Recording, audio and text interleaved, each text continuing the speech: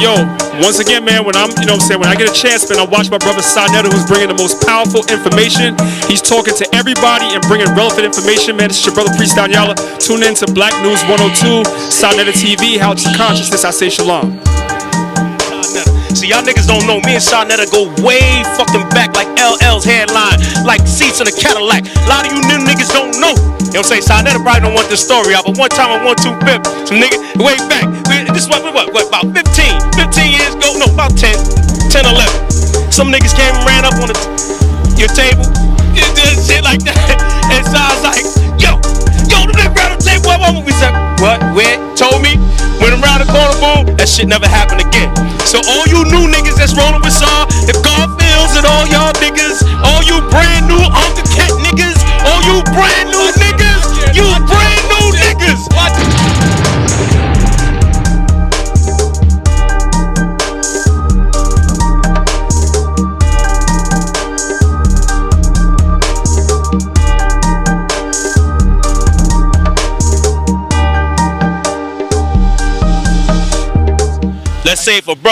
Let's say if Sankofa, and I'm being snitch, let's say Sankofa shot somebody right now and killed them, right? Or I did, or whoever. We would get 20 to 40, right? If a police officer shot and killed somebody, he's not going to get that amount of time. Because what's going to happen is they're going to have plausible reasons and plausible causes of why he may have pulled his gun or shot the person. But that's not fair based upon the person losing their life. And then you got to go through lawsuits of gaining money back, but you can never get a life back. So it's the same for a murder in the street. He gets a certain amount of time to pay back for the life that he took. The same should happen for a police officer. Now, people are saying, oh, you can't get on all police, all cops. Now, if you got good cops, then why not the good cops speaking out against the bad cops? Why ain't the good cops saying, look, we're going to bust our guns on these bad dudes? You know what I'm saying? So it goes back to a situation where the people got to come back to police and police ourselves because they're not for our community. Now, one of the cops that got killed, I think in Dallas, he had some KKK shit or some, he was part of white supremacist things on his website, but they're not talking about that. They're not going in on a cop that last week ran over 4 people in Brooklyn, and he was known to be an alcoholic, drinking. They're not going in and condemning him. So I say this with that. Now, what we're going to do just for the public eye, we're going to put out videos of our encounters with police. Because the way we get down with police is a different story. You know what I'm saying? And it's a matter of how everybody can do it because they serve you. But you have to let them know that. And the key thing is to know certain words what to say to them. Certain words in their own code books to say to them so they check themselves. If a police officer comes to you without his hat off, he's out of uniform. That's in his directives. So the first thing you ask, how do I know you're a police officer? You out of uniform. Let them know that. The directives tell you and you give them a number. Boom, boom, boom. And so they refer to that and they deal with you in a certain situation and they get a little antsy. You know, our clan had police say, you guys got mace. You got mace. And we laugh at them. Right? You remember we laugh and say, mace. It's pepper spray. It's a difference. But they lock people up and they give them a 10103-E for carrying pepper spray, but they use that for mace. Now you can get pepper spray in a pharmacy, but people don't know that. You know what I'm saying? So they stop you and charge you with that and say that it's mace. They can't sell you mace. It's 2 different things. So we had a situation where we told police that and, you know, we do how we say. And they actually told me and said, why you being a dickhead? And I had to turn around, you know, smile, you know, they walked away. The thing is, you just have to know how to deal with them. It's their job to harass you, not to serve and protect you. That's their job. Because they deem us as fucking animals. They deem us as beasts. But our problem is, as black and Hispanic people, we don't deem them as animals. When you see a white man, he's a fucking animal. Now, many people won't agree with that. When you see a white cop, he's worse than an animal. He's on a hunting mission. So when he got the gun, he's itching. He's like this. So when they approach you, you have to know when they're coming. You got to know what they're coming for. Ask them, how can I help you? Why? Because they are to serve you. So when they run up on you, it says, how can I help you? You know what I'm saying? Well, we heard this, well, nothing's going on here. You have to direct the situation and let them know what's going on in your circumference. Now, these are facts, and we're going to prove this and put it out there with our own videos showing you how we deal with the police department and these people. So as far as that's concerned, fuck crooked cops, fuck them all, and fuck the people that support crooked cops and the killing of our people. Because when you look at it from a certain situation, just because one brother, he may have bust his guns and shot somebody, another brother, America has always dealt with murder and bloodshed. Always, since its inception. If you look at America, its history, they only had 21 years of peace. You can look this up, 21 years of peace. America has always been at war. They've been at war civilly in here, and they've been at war outside of the country.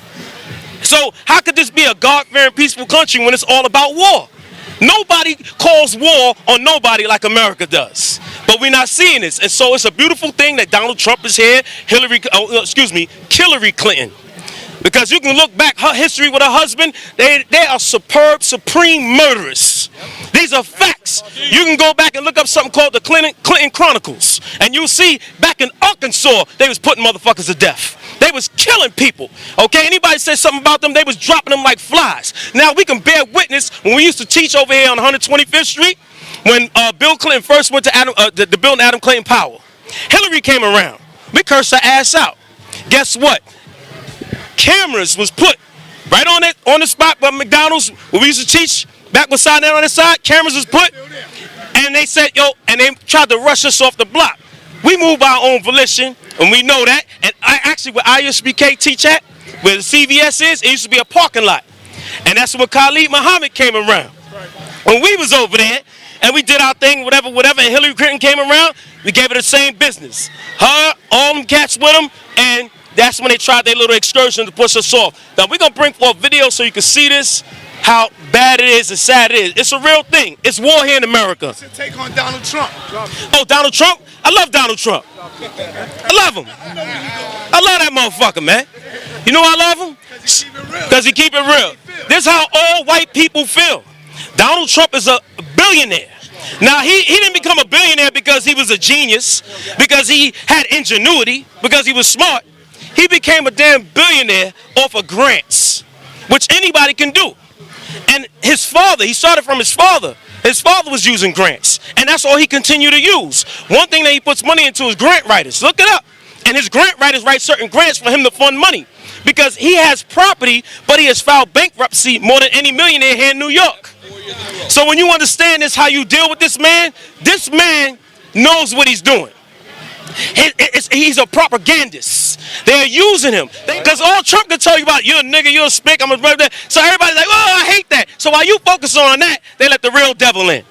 So the bottom line, I love Trump. The reason why you need him in office, so we know where it stands. Okay, we know who he wants. He hates blacks, he hates Hispanics, he want to go to war, so let's go to war. You understand? It's real simple. But Hillary don't tell you that. Hillary gonna rock you to sleep. Rock you to sleep. Trump gonna keep your ass awake. Just like all you niggas in Harlem, Sinetta included. When Bill Clinton came in, y'all loved them motherfuckers.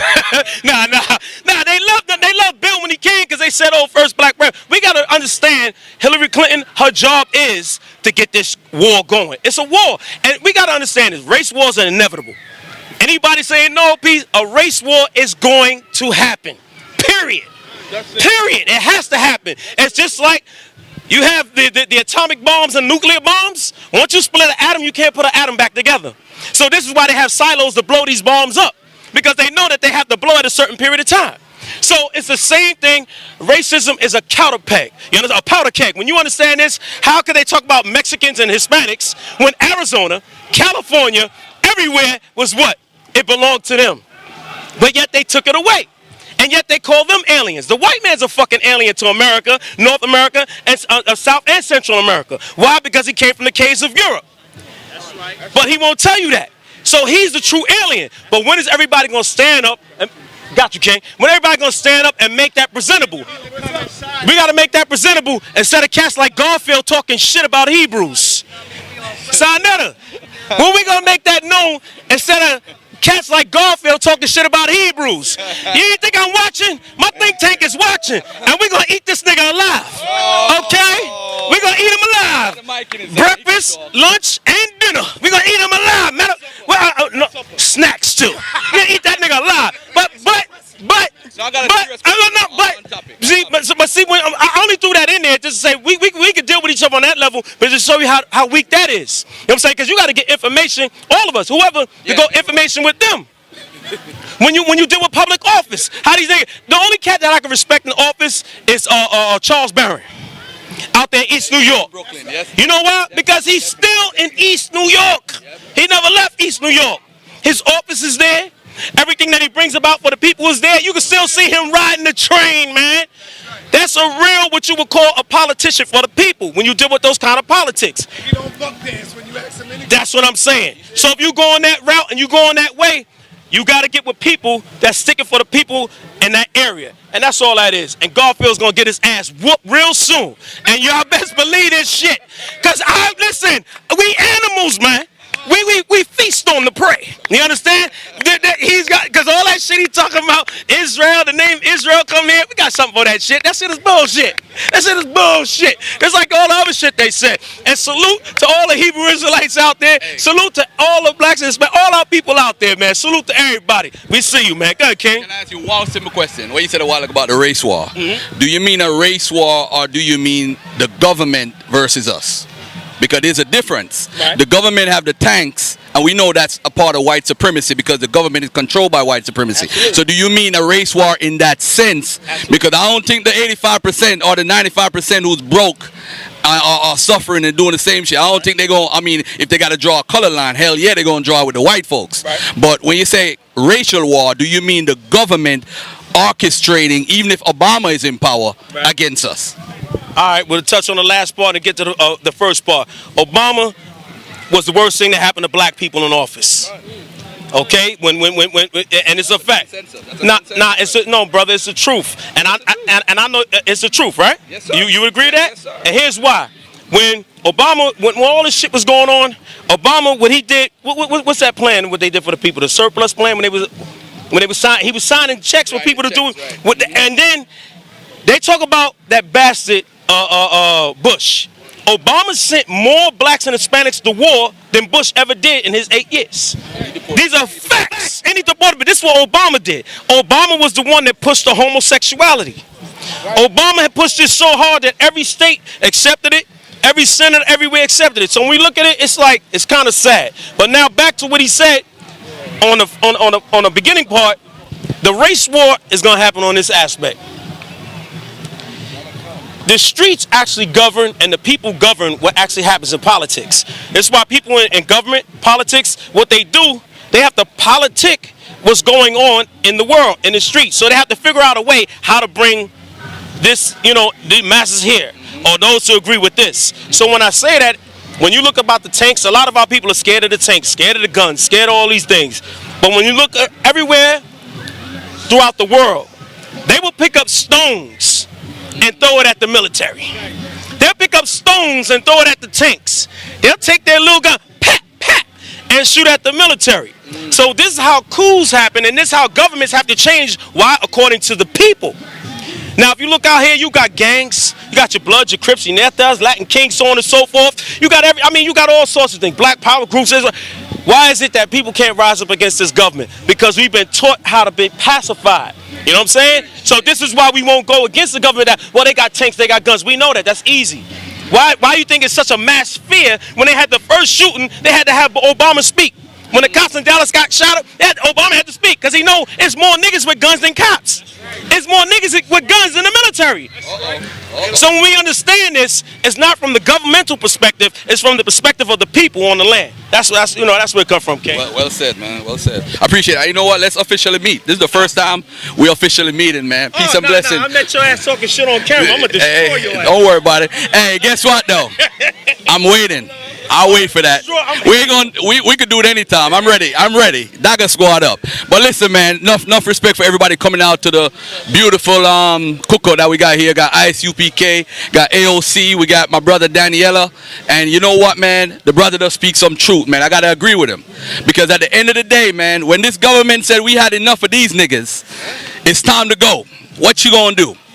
And I don't know if you want to answer this question, brother. I don't know if you want to get pulled in this, but what do we do right now? What's your solution right now, this minute, for police brutality, or what's a solution for people right now who don't know what to do? Period. As far as dealing with cops, you gave a good information about how to deal with cops on a daily basis. But what about the people who are just living here for like 40, 50 years, family generations, and they don't know what to do right now because they think there's going to be a race war, and they need to, like, do we leave the country? Do we go move down south? Do we go buy some farmland and move? What do we do right now, this minute? The main thing is police our own communities. We got to mobilize. And the mobilization comes through a lack of fear. You know what I'm saying? Because resources there. Your phone is a resource. You know what I'm saying? Give you, there's something called Cop Block. They got a lot of things out there that will help you deal with policing. You know what I'm saying? And help you in your community. So when you come together, because it's an easy thing, me being a Hebrew Israelite, to tell you to go back to the scriptures. And the reason why I would say this is because when they see me walk, see our brothers walk, whatever, they know that's some Israelites. So they have a second guessing within themselves how to deal. That's why they say leave them alone, whatever. They'll do the same thing with a Moor with a fez on. They'll do the same thing with other Kemetic people. But when you're walking around looking like Joe Schmo, your ass is going to get shot. And we can prove this through Amadou Diallo. He wasn't dressed in his African garb. He wasn't dressed with his dashiki. He was dressed like a regular nigga from Harlem. And what happened? He got shot like a regular nigga from Harlem. So these are facts when you deal in a certain zone and you have a certain attire as a people. You know, culture is very important. It's one thing to teach a Kemetic thing, you know, or Cometian or whatever, Egyptian, Israelite thing or whatever. But when you dress with your little Nikes and you dress with your stuff that don't fit your cultural attire or the cultural speak, police look at you from that perspective. Because you got to understand, they say, okay, here's the dress code. All of them that wear red baseball caps and they had the C's and all that, whatever, we're going to get them. All of them that had the little Nikes on, they go by a cultural dress code and how they attack the community. So all those that are in the teaching aspect, you have to realize your culture, how you dress, what you present, that's a part of the problem and solution in itself. So I say all this to say, to answer you, is that the policing begins with ourselves and how we act and conduct ourselves, not just with information, but coming together with the people and just dealing out there in them streets. You know what I'm saying? That's it. Yeah. Well said, brother. Well said. Well said. Well said. Yeah, man. So listen, ladies and gentlemen, as he just said, I don't know if Hashar said he saw me on the channel. I don't know if he's familiar with my conflict resolution center, where I said that why don't we just put a plan together where we got the ISUPK, AOC, all these brothers who the police respect. Why don't we just set up a 24-hour hotline so we know the brothers are disciplined and they break up different conflicts in the community? Instead of we calling the cops, we set up a hotline, call the brothers, because the brothers could talk people down because they're respected in the streets. So you have the Nation of Islam, you got the Moors, you got the Israelites. Why don't we put a hotline together where we could set up a conflict resolution where we police our own communities, so we could just call on these brothers instead of we calling the cops? And you know what the cops do when we meet up with them? You can't put the Moors with the Hebrew Israelites because they are integrationalists. The Moors are integrationalists, total two different groups. So you know you gotta let them get ahead and love everybody, man. Oh my God, man! I ain't even gonna respond to that. But let's just say we need to police our own communities. The bottom line. Hey, Sar, you heard your man, right? You heard your man Hashar, right? He said he watching me. He getting ready for me. He don't know it's the Dagger squad here, man. You know what I'm saying? Yo, shout out to Amirah squad. Shout out to Ngozi, Team Osiris, and the crew. Yeah, man. Shout out to Eliza Israel. Shout out to UPK. Shout out to AOC. Shout out to all Israel. HOD. Tell Hashar. Go Bills, finish. Tell Hashar I'm ready right now. You know what I'm saying, son? Tell him I'm ready right now. That's how Dagger squad do it. But it's all love, though. And it's funny. It's funny. It's funny. I've never met the brother, but the brother knows me, and I know of the brother, so it's all love. You know what I'm saying? But I'm ready right now, so you know how I work with the Dagger Squad. But listen, man, just like how these brothers came out here and support ISUPK, that's how all Israelite groups should be, man, in one accord and support one another. You know what I'm saying? Because when this comes to this beast, I'm telling y'all right now, this beast, when he's ready to rock y'all, he don't care where you're from, where you're blue, black, you're purple, black, he's gonna rock you. See what I'm saying? So if we're not united, definitely they're gonna take us out.